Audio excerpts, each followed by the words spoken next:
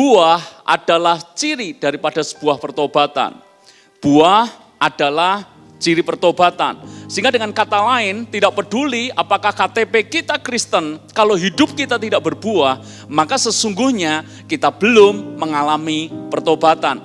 Bahkan tidak peduli bahwa Anda ke gereja, bahkan tidak peduli Anda sudah melayani Tuhan, tetapi kalau di dalam hidup kita sehari-hari tidak ada buah yang terlihat jelas, maka sesungguhnya pertobatan kita perlu diragukan. Sebab itu saya berdoa untuk seluruh jemaat Tuhan di tempat ini, mari kita semuanya akan berbuah-buah. Ingat baik-baik, pohon yang baik akan dikenal karena buah yang baik.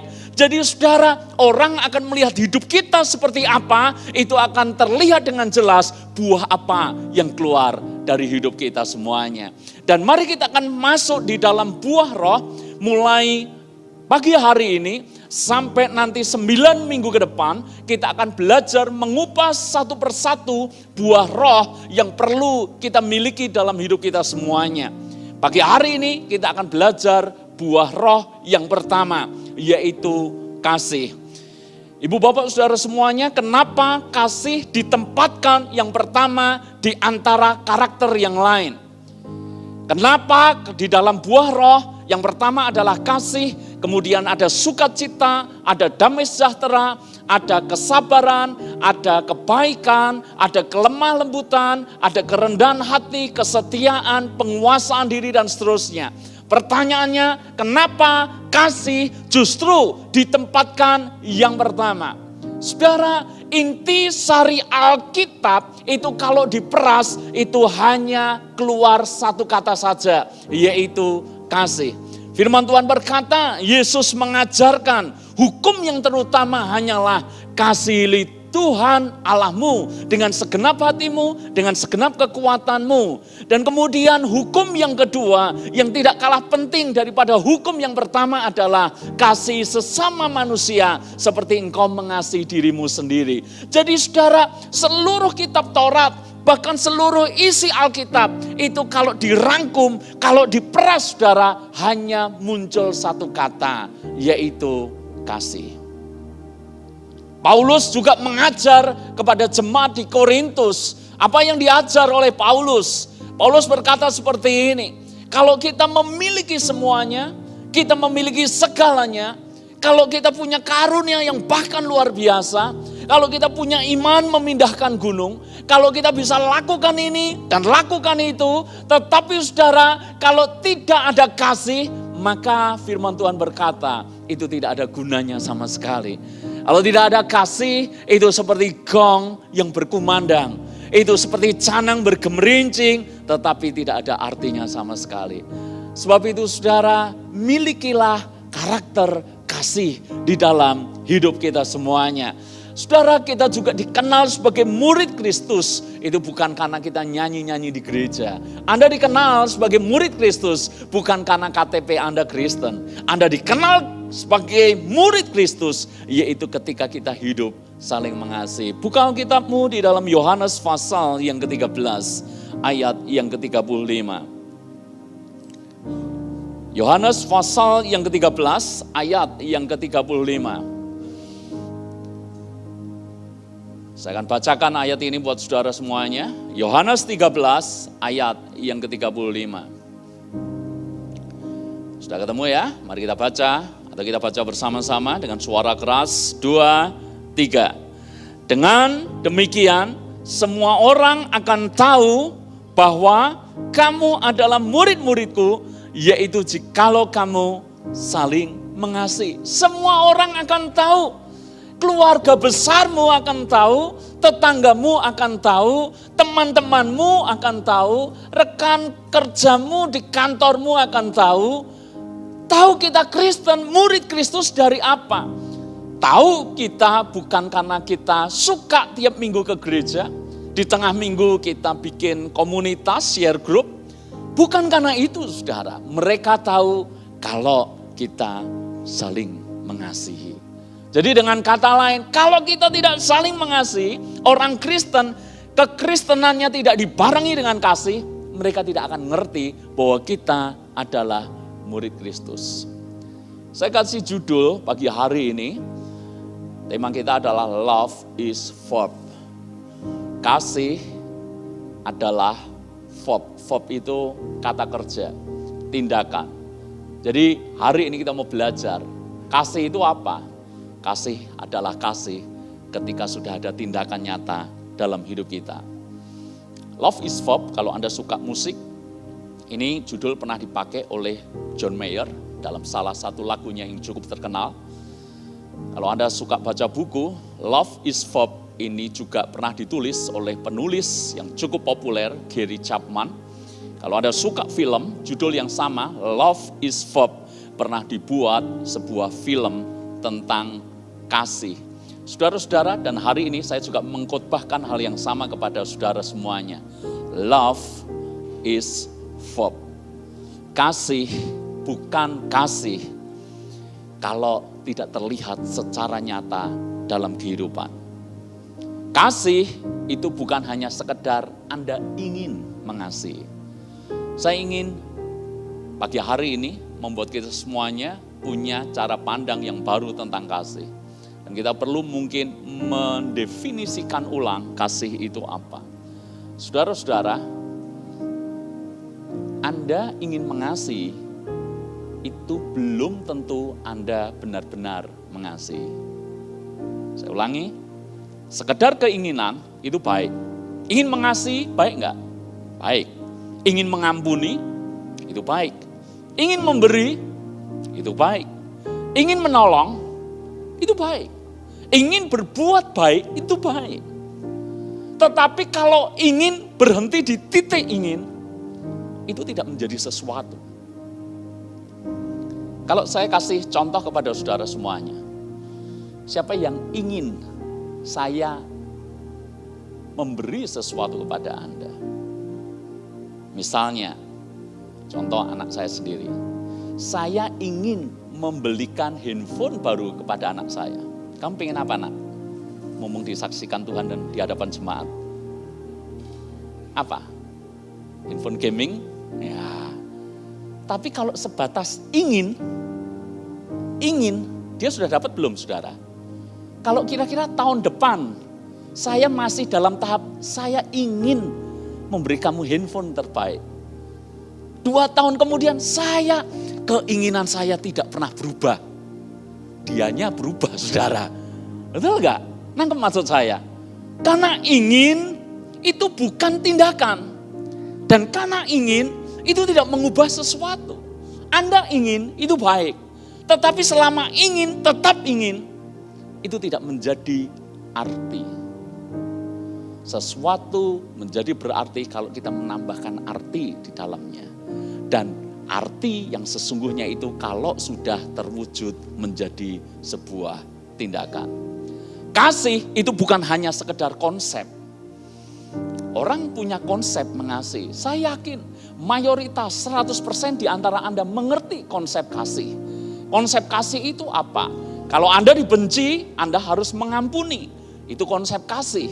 Konsep kasih itu apa? Kalau Anda punya lebih, Anda harus beri kepada yang kurang. Itu konsep kasih. Konsep kasih itu apa? Anda harus suka menolong, berbuat baik, berkemurahan hati. Itu konsep kasih. Masalahnya seperti ini. Banyak orang Kristen hanya punya konsep kasih, tetapi tidak ada tindakan nyata bagaimana mengasihi. Saya tanya kepada Anda, siapa yang pernah mendengar orang Kristen menuntut seperti ini dan seperti itu? Misalnya, menuntut pemerintah. Dalam situasi seperti ini mestinya pemerintah tolong. Mestinya ini orang-orang miskin ditolong. Mestinya ini orang-orang terlantar ditolong. Ini tanggung jawab pemerintah. Kenapa orang berpikir seperti itu? Karena ada konsep di dalam pikirannya. Kasih adalah pemerintah harusnya tolong untuk orang yang sedang menderita. Tapi pertanyaan saya kepada saudara, apakah orang yang sama yang memiliki konsep berpikir kasih adalah menolong, dia juga melakukan hal yang sama. Dia menolong orang lain misalnya. Dan mayoritas orang yang koar-koar, ini harusnya nolong, ini harusnya bantu. Belum tentu dia sendiri menolong dan membantu. Dengan kata lain, kasih masih ada di dalam konsep. Dan kasih kalau hanya sekedar konsep, teori, tidak mengubah apa-apa. Yesus tidak pernah hanya sekedar memberikan konsep tentang kasih. Ketika Yesus berkata, kasih Tuhan Allahmu dengan segenap hatimu, dengan segenap jiwamu, dengan segenap akal budimu, kasih sesamamu seperti engkau mengasihi dirimu sendiri. Itu bukan hanya sekedar konsep, itu bukan hanya sekedar pelajaran, itu bukan sekedar teori. Karena Yesus melakukan secara nyata dalam hidup kita semuanya.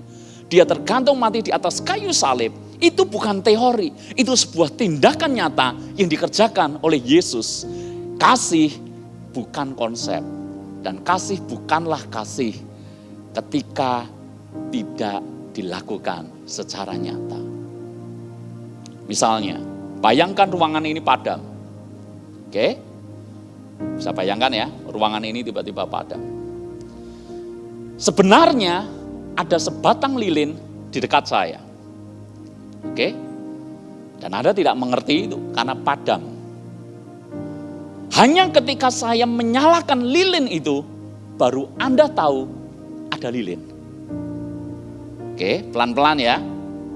Ruangan ini padam, Anda tidak tahu kalau ada lilin. Dan kapan Anda tahu ada lilin? Ketika lilin ini dinyalakan. Jadi dengan lain saudara, dengan kata lain, lilin bukanlah lilin sebelum lilin itu dinyalakan, meleleh dan menerangi semua kegelapan. Kira-kira orang di sekeliling Anda tahu enggak kalau kita orang Kristen? Tahu enggak? Tahu enggak saudara? Jawabannya bisa ya dan bisa tidak. Dan kapan mereka benar-benar tahu? Ketika kasih dilakukan secara nyata. Saudara-saudara, hari ini saya ingin mengingatkan Anda semuanya, belajarlah melakukan kasih, tapi bukan hanya sekedar teori, tapi praktekkan kasih dalam kehidupan kita sehari-hari. 1 Yohanes 3 ayat yang ke-18. Ayo kita baca ayat ini. Baca sama-sama ya, dengan suara yang keras. 2, 3. Anak-anakku, marilah kita mengasihi bukan dengan perkataan atau dengan lidah, tetapi dengan perbuatan dan dalam kebenaran. Sekali lagi, anak-anakku, marilah kita mengasihi, tetapi bukan dengan perkataan, bukan dengan lidah. Dengan kata lain, Yohanes mau berkata, kalau kita cuma mengasihi dengan perkataan, semua orang juga bisa melakukannya, orang dunia juga bisa melakukannya, anak kecil juga bisa melakukannya. Tapi firman Tuhan berkata, kasihi dengan perbuatan dan dalam kebenaran. Saudara-saudara, Allah menunjukkan kepada kita semuanya bahwa Dia mengasihi bukan hanya dalam perkataan, Dia mengasihi kita dalam sebuah tindakan yang nyata. Saya membaca di dalam kisah kejatuhan manusia yang pertama. Kalau Anda cermati, kisah ini unik, kisah ini menarik, dan kita bisa merasakan Allah itu begitu mengasihi manusia. Ketika manusia jatuh dalam dosa, Anda masih ingat, Adam dan Hawa harus diusir saudara. Karena kekudusan itu tidak bisa bercampur dengan yang namanya dosa. Dan kemudian, sebelum Allah mengusir mereka, inilah peristiwa yang terjadi. Jadi kalau ini dibuat film drama, sesungguhnya ini cerita sangat menarik. Coba baca Kejadian pasal yang ketiga, ayat yang ke-7. Setelah mereka jatuh dalam dosa, mereka makan buah daripada pengetahuan yang baik dan yang jahat. Ayat yang ke-7 dikatakan seperti ini, dari Kejadian pasal yang ketiga. Maka terbukalah mata mereka berdua, dan mereka tahu bahwa mereka telanjang. Lalu mereka menyemat daun pohon ara dan membuat cawat.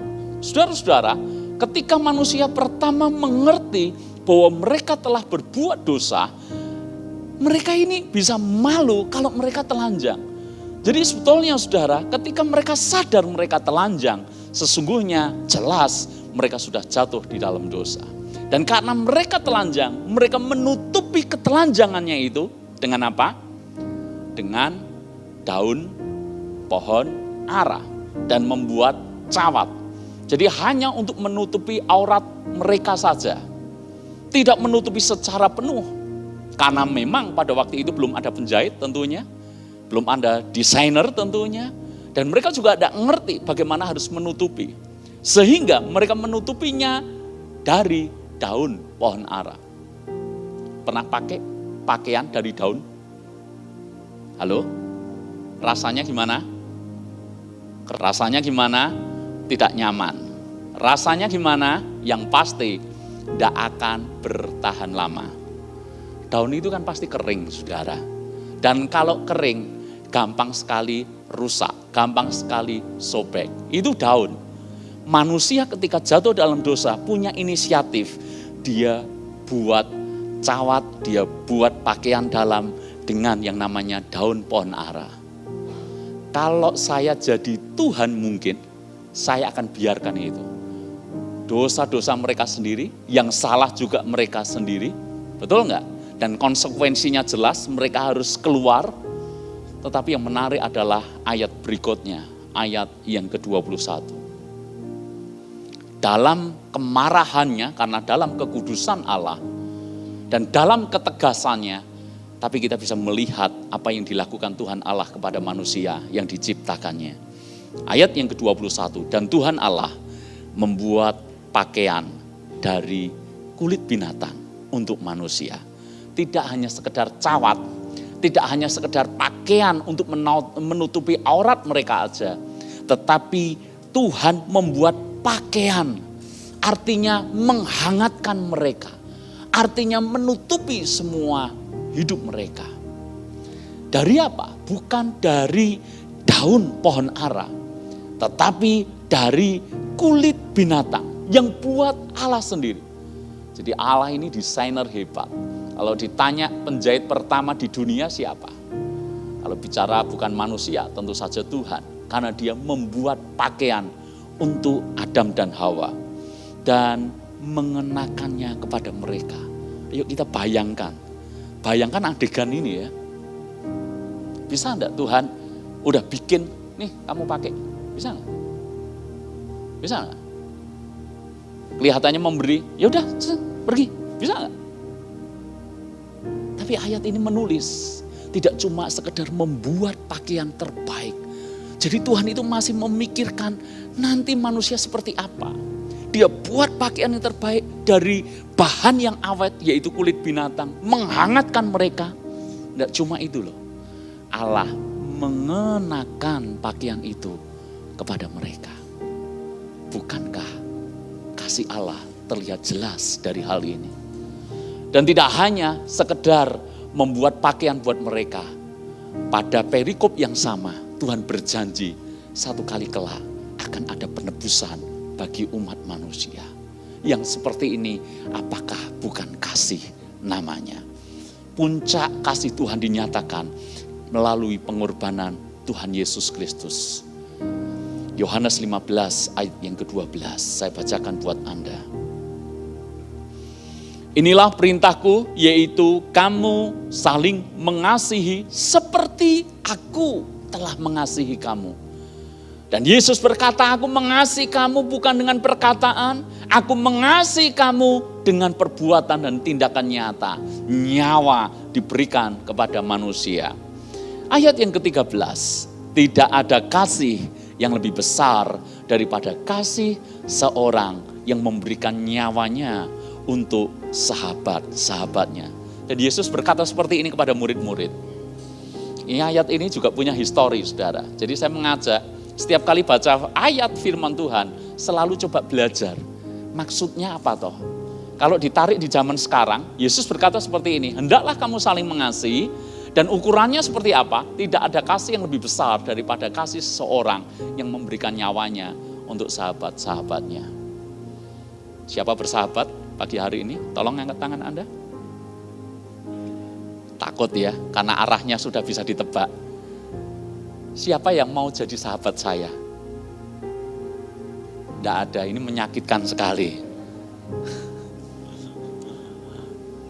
Kita bersahabat, beberapa di antara saudara, dulu kita bersahabat gitu, sampai sekarang bersahabat, cuma bedanya sahabat sekarang jadi jemaat. Saya dan Pak Edi sudah berapa tahun ya, mungkin sudah 9 tahun Saya dengan Pak Andre, sahabat saya, mungkin juga lebih lama, mungkin 2008, berarti sudah 12 tahun. Dan saya dengan Pak Andi lebih lama lagi. Dengan Pak Ferry juga sangat lama, banyak banget yang lama. Ini sahabat-sahabat saya. Anda masih mengakui saya sebagai sahabat? Kalau iya, kalau mengaca pada firman Tuhan, tidak ada kasih yang lebih besar daripada seorang sahabat memberikan nyawanya bagi sahabatnya itu. Siapa yang mau mati untuk saya?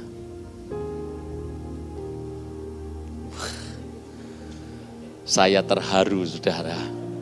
Ada satu orang yang bersedia mati buat saya. Luar biasa. Mungkin sebelum Anda menjawab pertanyaannya juga mungkin ditujukan kepada saya. Nah, apakah Anda juga mau mati untuk sahabat Anda itu? Nggak relevan. Tapi benarkah nggak relevan? Ya lihat konteksnya. Konteks ini ditulis ketika Yesus ngerti bahwa sebentar lagi Yesus naik ke surga. Jadi kita mesti harus ngerti ceritanya. Dan kemudian Yesus tahu persis bahwa masa aniaya akan datang kepada murid-muridnya. Konteksnya kan gitu, saudara. Makanya Yesus berkata, tidak ada kasih yang lebih besar daripada kasih seorang yang mau menyerahkan nyawanya demi sahabatnya. Dan itu terbukti ketika zaman gereja awal-awal terjadi. Murid awal-awal, rasul pertama-tama itu ngalami ayat ini. Sebab pada waktu itu masa aniaya besar. Dan semua orang percaya pengikut Kristus itu ditangkapi, saudara. Dan ketika ditangkap, Anda bisa bayangkan, itu mirip film-film seperti yang seringkali kita tonton. Kalau satu orang tertangkap, maka untuk mencari tahu kelompoknya di mana, maka orang itu tidak akan langsung dibunuh.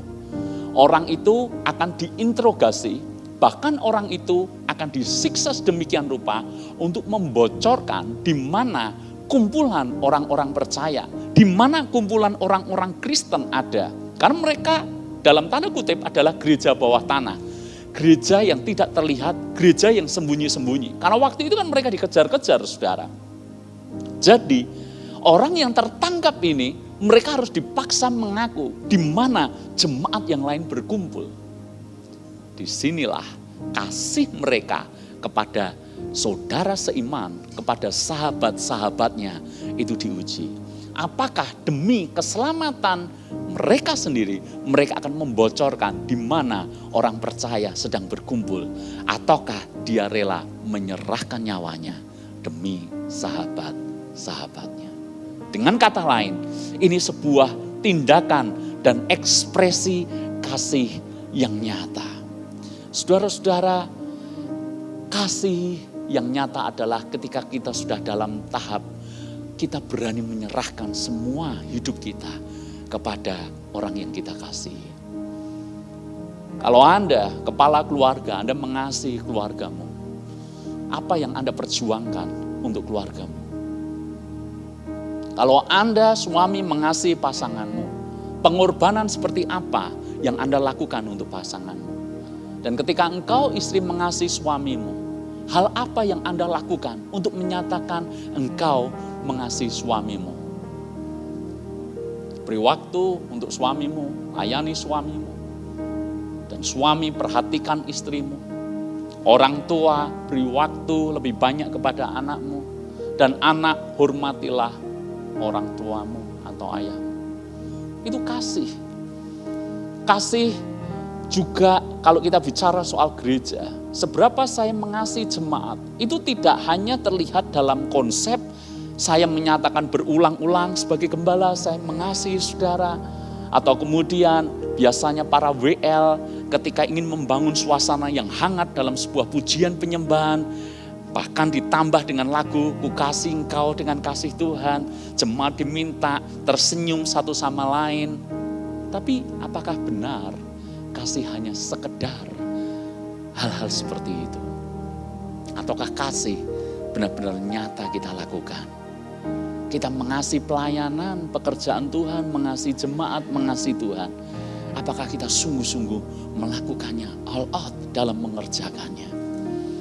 Saudara-saudara yang dikasihi oleh Tuhan, mengasihi harus sungguh dalam tindakan nyata.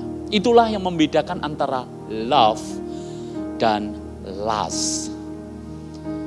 Love mirip dengan lust. Love, L-O-V-E, itu mirip dengan lust, L-U-S-T. Kalau love itu artinya kasih, kalau lust itu artinya nafsu. Bedanya apa? Sekalipun mirip.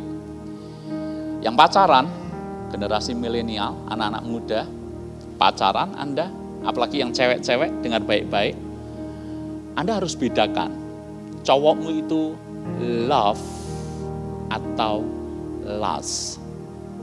Love itu mengasihi, tapi kalau lust, maaf, menafsui. Bedanya apa? Seringkali kita menyatakan, aku mengasihi engkau, I love you. Tapi sebetulnya di dalam otak pikirannya belum tentu I love you. Yang muncul adalah I lust you. Aku ingin menafsui kamu. Pikirannya kotor.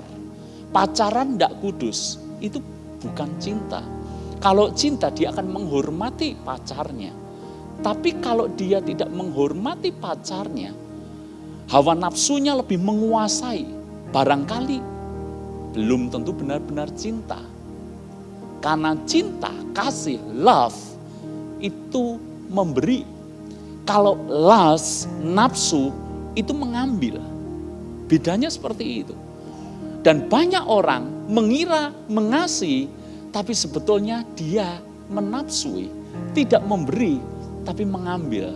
Tidak berkorban, tapi menuntut. Suami istri, kita saling mengasihi satu sama lain. Tengoklah suami atau istrimu sekarang. Kasih senyum. Pertanyaan saya, Anda benar-benar mengasihi pasanganmu? Halo? Kalau Anda mengasihi, konteksnya adalah apa yang saya bisa berikan. Atau Anda berpikir, apa ya yang pasanganku bisa berikan ke aku? Kalau Anda mengasihi, apa ya yang saya bisa perhatikan untuk pasanganku? Tapi kalau Anda bukan love tapi lust, kapan ya terakhir pasanganku ini mau ngerti aku? Beda nggak saudara? Kekristenan juga sama, hubungan kita dengan Tuhan juga sama. Seringkali maaf, kita ini harusnya memberi tapi kita ngambil. Hubungan dengan Tuhan kita harusnya memberi, tapi kita ngambil. Menuntut terus dari Tuhan. Minta ini, minta itu. Bahkan kalau ibadah juga sama, tuntutannya harus aku datang ibadah, diberkati. Bersyukur konsepnya masih berkat secara rohani, itu artinya Anda haus lapar akan Tuhan. Tapi bagaimana Anda datang ke gereja hanya maaf, absen, setor muka sama Tuhan, dan berharap Tuhan aku sudah datang ke gereja, sekarang berkati Tuhan. Itu namanya tidak mengasihi. Akan kelihatan jelas orang-orang seperti ini. Yuk kita ngukur ya, selama ini kita benar-benar mengasihi atau tidak. Ukur ya, cara ngukurnya gampang. Kalau di dalam istilah kekinian namanya potluck party, atau kalau bahasa kita itu perjamuan kasih. Oke, perjamuan kasih itu akan menjadi ukuran paling gampang. Anda benar-benar mengasihi atau sebaliknya. Kalau diumumkan perjamuan kasih, masing-masing bawa yang namanya makanan. Saya tanya kepada Anda, makanan apa yang akan Anda bawa? Seperti apa? Dan seberapa dalam tanda kutip mewah atau mahal makanan yang Anda bawa? Siapa yang bawa makanan karena ngitung dulu?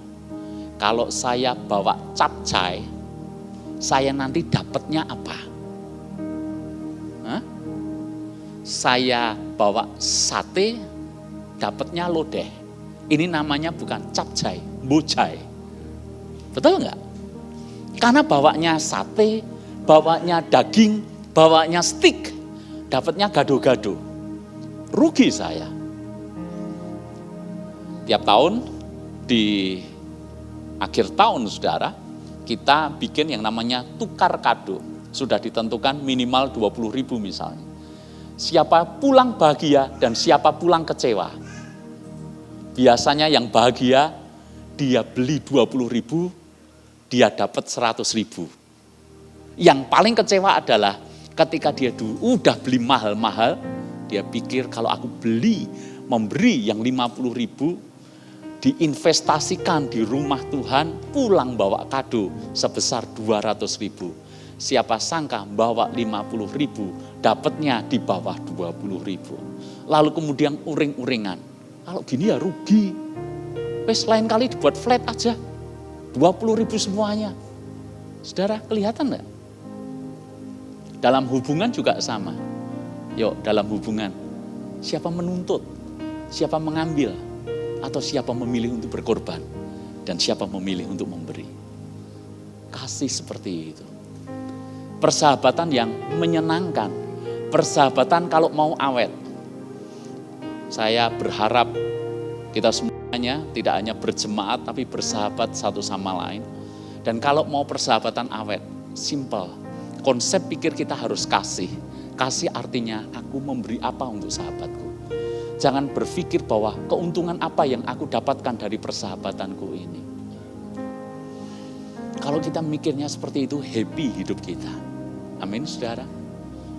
Saya kalau dengan sahabat, saya kalau dengan teman, kalau jual beli itu menyenangkan. Saya hampir tidak pernah tawar-menawar. Kecuali dengan teman yang mungkin dalam tanda kutip memang bukan dalam tipikal yang saya maksud. Jadi teman, tapi kalau mau beli atau mau jual itu, waduh, wah gini. Ya saya enggak akan gitu. Tapi kalau dengan teman, saudara, dengan sahabat, enggak pernah saya tawar-menawar. Karena konsep saya adalah, kalau saya jual kemahalan, hitung-hitung Anda memberkati saya. Tapi kalau saya jual kemurahan, hitung-hitung saya yang memberkati Anda. Sesimpel itu, menyenangkan enggak? Mau beli handphone saya? Mau beli mobil saya? Enak ya? Kalau transaksi seperti itu. Kalau dengan persahabatan enak. Enggak ada yang rugi, saudara.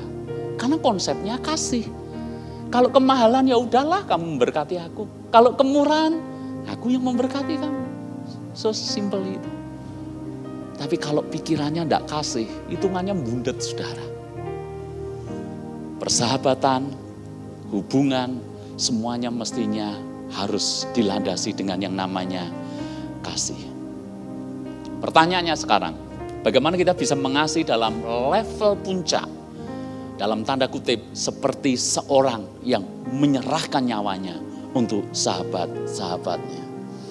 Saya pernah sampaikan kepada jemaat, tapi lama sekali, saudara. Izinkan saya menyampaikan lagi, karena ini hal yang penting. Buat Anda yang pernah mendengar, hitung-hitung ini reminder buat Anda semuanya. Saya ajukan pertanyaan seperti ini. Kalau kita memasukkan kecap, rasanya apa? Yuk, cepat, tegas jawabnya. Kecap rasanya? Garam rasanya? Saya memasukkan lombok rasanya? Kalau saya memasukkan micin, maka masakan rasanya gurih. Anda tahu ya, segampang itu ya. Kalau saya balik, kalau saya tidak memasukkan kecap, maka tidak manis. Kalau saya tidak memasukkan garam, maka hambar, tidak asin. Kalau saya tidak memasukkan bumbu tertentu, maka mustahil bumbu itu bisa keluar dengan sendirinya. Dengan kata lain, cita rasa masakan seperti apa yang saya mau inginkan, itu tergantung bumbu apa yang saya masukkan. Jadi saudara, input itu mempengaruhi yang namanya output. Kalau tidak ada input, tidak mungkin ada yang namanya output. Kalau saya tidak pernah memasukkan lombok, cabai, maka mustahil masakan itu bisa pedas dengan sendirinya.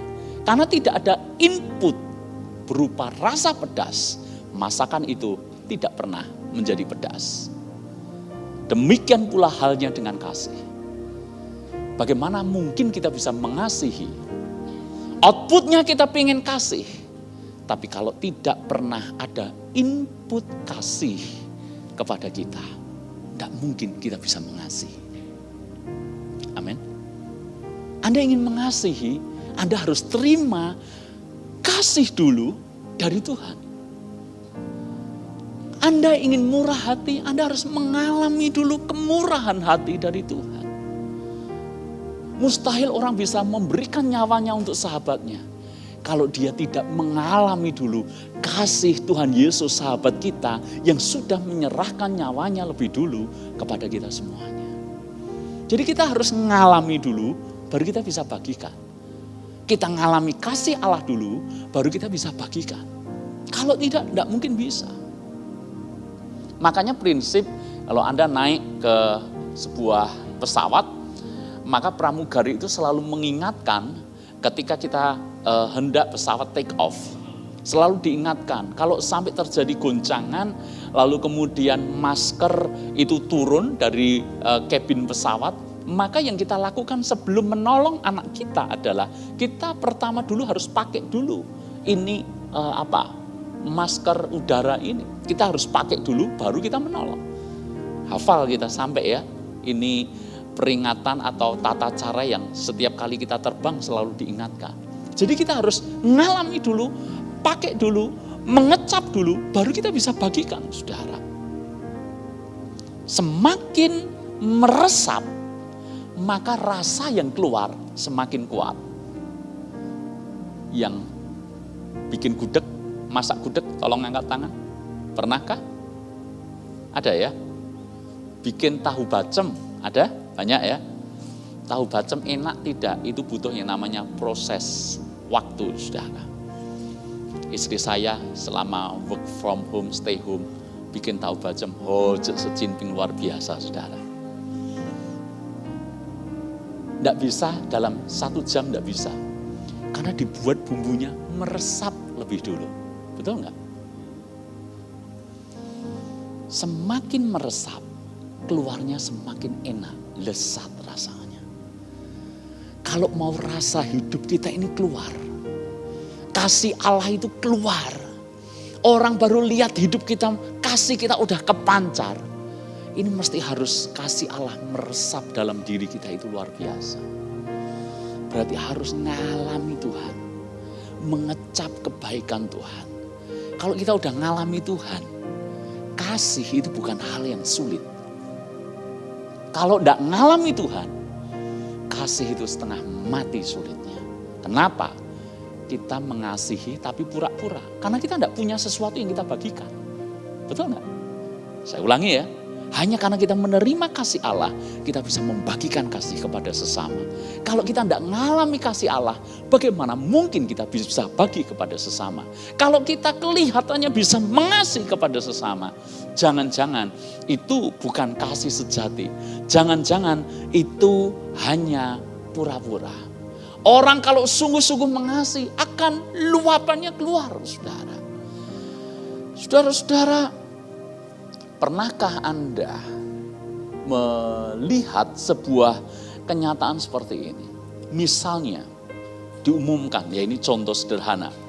2 bulan yang lalu kita umumkan bahwa gereja akan bikin aksi sosial. Kita bagi kepada mereka yang membutuhkan. Kita bagi kepada orang-orang miskin. Kita bagi kepada orang yang kena PHK dan seterusnya. Saya ingin mengajak kita, toh kita sama-sama tidak tahu. Tapi ini jadi ukuran, seberapa toh kita ini ngalami kasih Allah dan ukurannya seperti apa.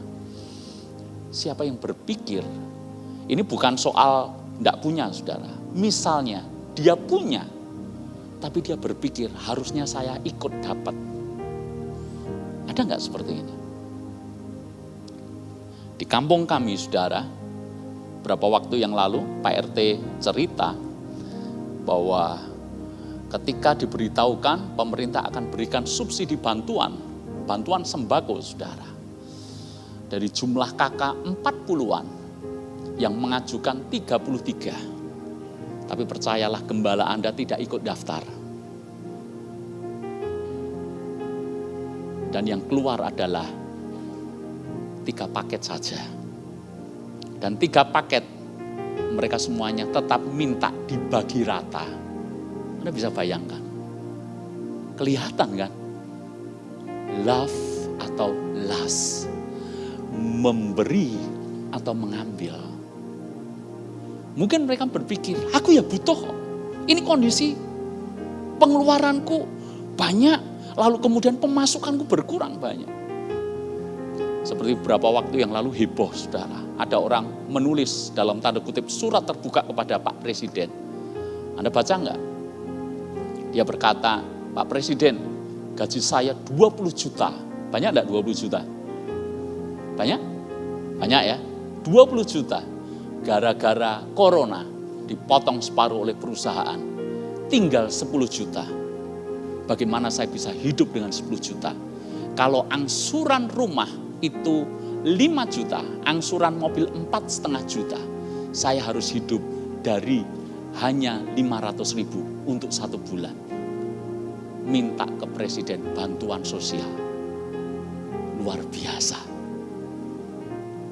Semoga bukan jemaat kita, amin. Aneh ya cara berpikirnya ya. Gila enggak itu? Enggak heran dibully rame-rame sedunia, saudara. Kasih bukan kita ngambil. Kasih adalah memberi. Saya mengajar jemaat, sedikit menyimpang. Jangan pernah memiskinkan diri kita sendiri. Kalau Anda mau diberkati oleh Tuhan, saya serius bicara soal ini. Ini menjadi prinsip hidup saya, bahkan sejak dari zaman dulu. Sejak saya belum menikah, saya masih muda, jangan sekali-kali memiskinkan diri kita sendiri. Orang mungkin punya cara pandang yang beda-beda, tapi saya mengajak Anda. Kalau misalnya Anda harus masuk ke sekolah yang mungkin sistemnya adalah dilihat dari nilai kekayaannya berapa. Ya memang tidak perlu Anda fotokan kolam renang Anda, tidak perlu. Tapi janganlah memiskinkan dalam arti Anda cari alamat palsu, saudara. Dan kalau diminta rekening listrik, Anda pinjam rekening listrik yang tidak lagi 5.500 tapi 450. Hanya supaya minta keringanan biaya SPP. Itu namanya memiskinkan diri. Mengaku saya ini orang miskin.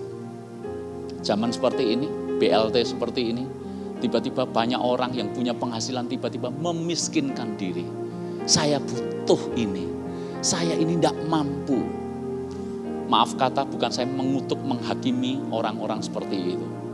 Tapi bukankah apa yang keluar dari mulut kita satu kali harus dipertanggungjawabkan. Ketika kita berkata, aku ini miskin, mestinya aku yang diberi, mestinya aku yang dapat. Terjadilah. Saya berharap, makanya saya mengajar ya, hal-hal kecil seperti ini saya melatih jemaat di tempat ini. Dari sejak zaman dulu saya hidup ini berat, saudara. Kalau ditanya beratnya gimana, berat pakai banget. Tapi tidak pernah sekali-kali saya merasa harus dikasihani. Saya tidak pernah itu tampang memelas supaya saya dapat berkat dari orang lain. Tidak pernah. Kalau perlu sayalah yang memberi, saya yang memberkati. Dalam sebuah persahabatan, zaman dulu saudara, kalau zaman sekarang mah gampang. Makan kemana tinggal duluan bayar siapa. Zaman dulu, sahabat-sahabat saya jauh lebih kaya misalnya. Zaman dulu ketika saya berat masih pakai motor, saya ketemu owner sebuah perusahaan yang sangat besar. Mestinya kan dia yang harus bayari saya, wong dia lebih kaya dari saya. Tapi itu bukan mindset yang benar. Berulang kali saya yang lebih duluan bayari. Kan keren, smash bayari Mercy itu keren saudara. Betul enggak? Motornya sih smash, jiwanya ini BMW saudara. Gitu loh. Nah jangan motornya Mercy, BMW, mentalnya janganlah itu motor kesayangan saudara ya. Sebutlah merek yang lain ya. Tahu maksud saya? Belajar hati ini murah gitu loh. Jadi jangan terlalu sama Tuhan apalagi. Jangan terlalu hitung-hitungan dan seterusnya. Yang terakhir, tantangannya adalah gini loh. Kasih itu tantangannya adalah ketika Anda memberi, tapi respon yang orang Anda beri atau orang yang Anda kasihi, itu responnya tidak seperti yang Anda bayangkan dan harapkan. Istilah lagu, cinta bertepuk sebelah tangan. Pupus sudah saudara. Tapi kalau Anda kasih, Anda akan tetap mengasihi. Sekalipun respon orang yang Anda kasih itu tidak seperti yang Anda bayangkan dan harapkan. Ada satu cerita yang mungkin Anda pernah mendengar. Jadi cerita ini sebuah kisah nyata, saudara, dan cukup populer kisah ini. Seorang anak kecil, dia masuk ke sebuah restoran es krim dan dia bertanya kepada pelayan es krim itu. Anak kecil namanya Anak. Maka dia tanya, berapa harga es krim sundae? Dia tanya. Lalu kemudian karena pelayan ini ngerti bahwa yang tanya hanya anak kecil, dia pikir duitnya tidak seberapa, maka dia ngomong dengan ketus, ngomong dengan acuh tidak acuh. Dia ngomong 50 sen. Dan kemudian anak kecil itu menghitung koin di tangannya. Kemudian tanya lagi sama pelayan yang jawabnya ketus itu. Jawabnya tidak enak itu. Dia tanya seperti ini, kalau yang bukan sundae, es krim biasa berapa ya Pak? Lalu kemudian pelayan itu jawabnya lebih ketus lagi dan lebih tidak sabar lagi. Dan dia pikir udah anak kecil, duitnya tidak banyak, tanyanya macam-macam. Dia ngomong, biasa ya 30 sen. Lalu kemudian anak kecil itu pesen, ya udah aku pesen es krim yang biasa aja, 30 sen. Dia bayar. Lalu kemudian anak itu menghabiskan es krimnya di tempat duduknya. Selesai, anak kecil ini pulang. Dan pelayan yang sama, yang super judes tadi, dia membersihkan meja di mana anak tadi makan es krim. Dan dia tahu bahwa anak tadi ternyata meninggalkan tips sebesar 15 sen. Uangnya harusnya bisa cukup untuk membeli es krim sundae yang 50 sen. Tetapi karena uangnya mepet, kalau dia beli itu berarti dia tidak bisa kasih tips kepada pelayannya. Maka dia downgrade, turunkan. Ya udahlah, es krim yang biasa aja. Dengan harapan apa? Supaya dia tetap bisa kasih tips. Menariknya gini, dia sudah diperlakukan buruk di awal. Tapi dia tidak mengubah sikap hatinya dalam mengasihi orang lain yang bahkan bersikap buruk. Itu tidak gampang. Cerita ini lama saya dapat. Dan ini salah satu cerita yang mengubah mindset saya.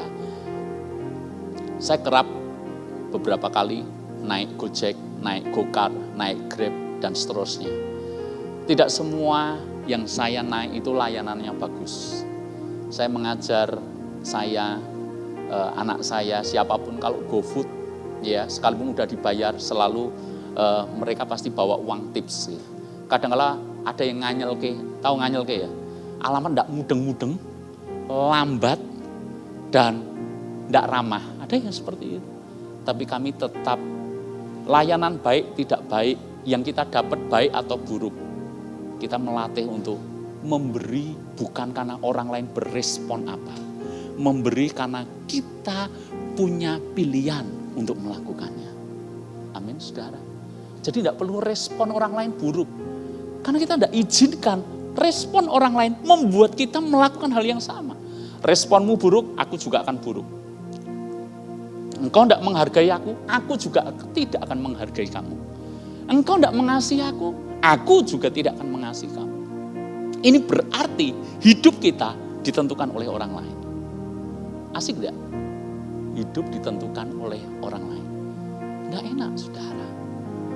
Nah, maka saya mengajak kita semuanya. Beri karena memang hati kita penuh dengan kemurahan hati Allah. Tidak peduli respon orang lain seperti apa, saudara. Saudara-saudara yang dikasihi oleh Tuhan. Kalau kita memberi, lalu kemudian kita mikir respon lain, orang lain seperti apa. Saya khawatir kita semuanya nanti akan mirip jadi yang namanya Joker. Siapa yang lihat film Joker tahun kemarin ya? Ini film depresi, saudara. Kebetulan saya memang lihat karena fenomenal. Saya pengen tahu, saya pengen lihat. Dan film ini diceritakan awalnya dia orang yang baik sebetulnya. Awalnya dia orang yang baik. Dia suka menghibur anak-anak, jadi badut dan seterusnya. Dia adalah rekan kerja yang baik. Dia bawahan yang hormat sama atasannya dan seterusnya.